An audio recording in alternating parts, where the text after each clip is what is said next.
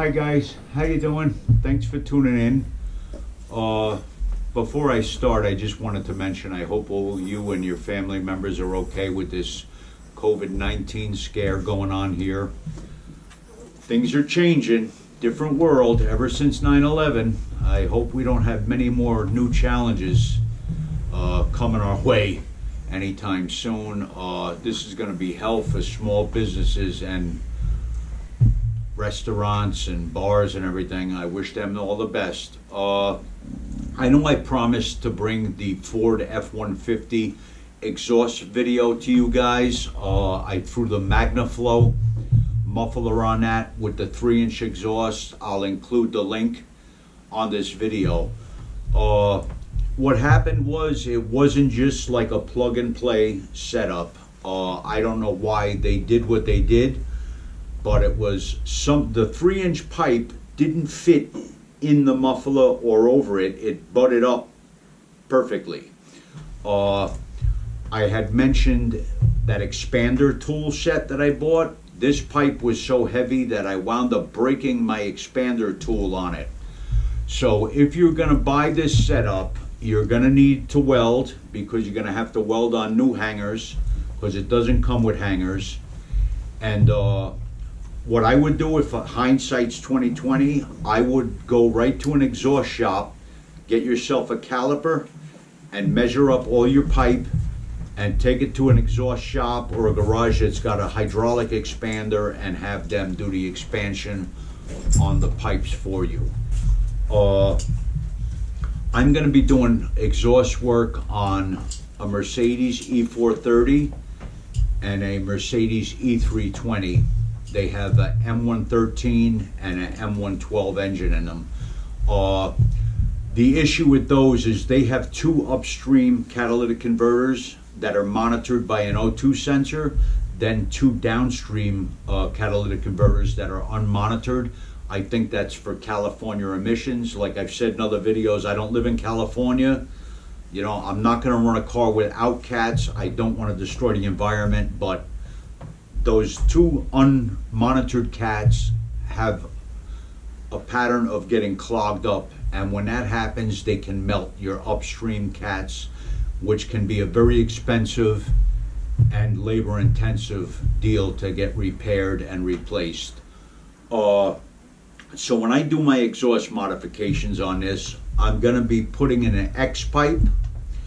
I'm going to be eliminating the downstream cats, and I'm going to try running with the stock mufflers on the Mercedes, because I heard another Mercedes owner who went with an X pipe and eliminated the oh my God, I'm old, I keep forgetting things. Jesus Christ. I gotta think. I got it. The resonators. I'm eliminating the downstream cats, the resonator, and I'm installing an X pipe. So you'll be seeing that to come. Back to the Ford, which this video is supposed to be about. I did film the finished product just so you could hear how that MagnaFlow exhaust sounds, okay? So there's going to be a clip of that after this. I'm sorry I didn't do the footage. The guy was pressed for time with his truck, and I had to drag my welder out and all this, and it just turned into a little bit more than I expected it to be. So if you're going to do this yourself, you're going to run into some challenges. Exhaust work is never easy, so be prepared to get some different piping that you can sleeve with. I needed a pipe that was 3-inch outside diameter, which is a little hard to find, to sleeve into the 3-inch pipe that was supplied with the thing. And I needed a reducer from 3 to 2.5 inch.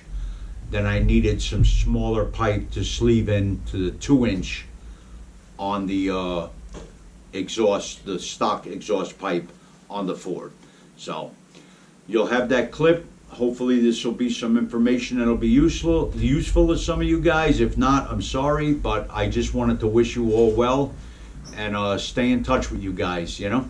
I'm going to be doing some videos later today on a rich condition and misfire condition on my Chevy Impala. That's a 2008 with a 3.5 on it. I had a rich condition on that, and I needed to get it inspected, so I put one of those cheaters on there that pull the O2 sensor back a little bit further out of the exhaust so I could pass my emissions test. But now I'm going to do a relative compression test with the picoscope. We're going to show you how to do a battery test with the picoscope, and then we're going to try to take some secondary ignition waveforms, and maybe I'll hook up to an injector or something if I can for doing triggers, or we'll do the trigger off of the secondary waveform of the ignition when we're doing the relative compression test. And then we'll look up the firing order so we can tell which cylinder has a discrepancy in compression if it is a compression issue. I'm suspecting it's maybe an ignition issue. That's what I'm hoping, because that would be the cheapest fix.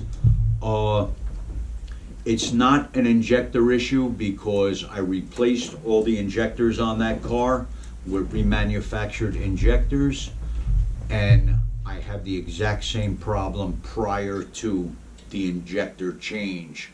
I kind of threw parts at it because I couldn't do a injector leak down test where I would fire the injector, measure the difference from full fuel pressure to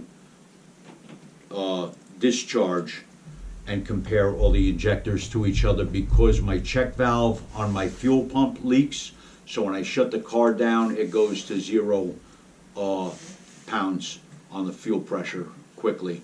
I have to drop the gas tank and throw a fuel pump in there. And it's a little rough doing this stuff on myself, and I'm getting older. I'm not 20 years old anymore, so it's kind of hard working on these cars. I got to take my time, and it takes a little longer to get it done.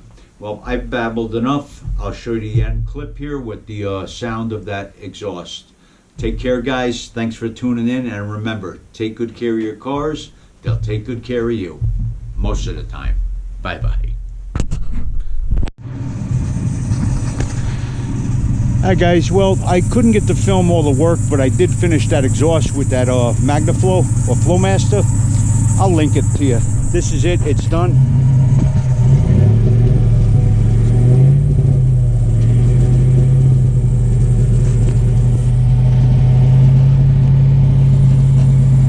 Got a nice sound to it.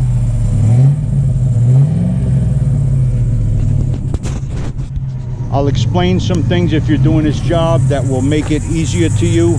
I'm gonna make a film about that. This is actually the end of the video, so we'll talk about that.